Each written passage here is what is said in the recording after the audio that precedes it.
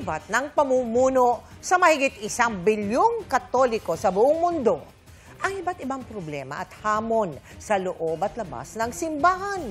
Kung anong mga katangian ng susunod ng Santo Papa ang kailangan ng simbahan, tinutukan ni Maki Pulido.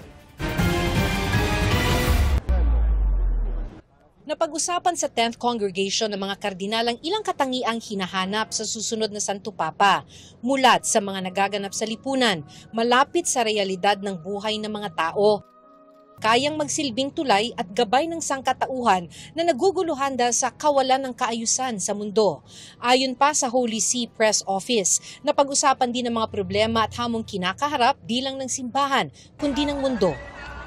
Sa report ng Vatican News, bumaba ng 0.2% ang bilang ng mga nagpapari sa buong mundo noong 2023 kumpara sa sinundang taon.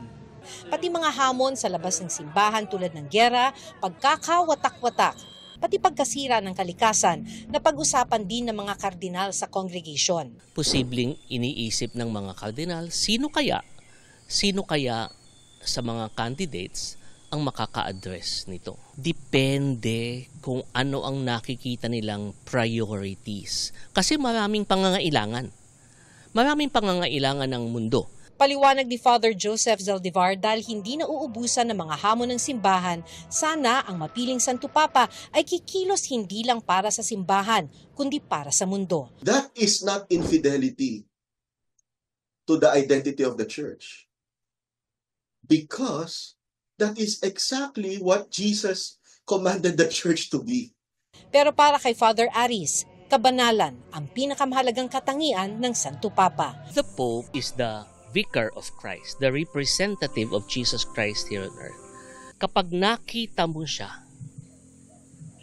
you don't only see a good person, a kind person, but it is very important for me that when we see the Pope, we see God. Para sa GMA Integrated News, Maki Pulido, nakatutok, 24 oras.